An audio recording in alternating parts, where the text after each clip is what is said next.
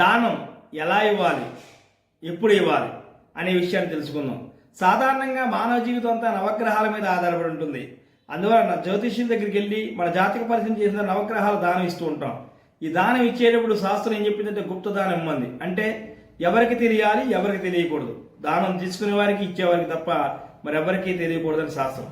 అంటే ఎవరికి తెలియకుండా దానం ఇమ్మని. కానీ నేటి ఆధునిక కాలంలో గుప్తదానం అనే పదానికే అర్థం మార్చేస్తాం. ఇచ్చే వస్తువు లోపల పెట్టి పైన వేరే వస్తువుని పెట్టి ఇదే దానం ఇస్తున్నాం అని చెప్పి వారిని మోసం చేస్తున్నాం.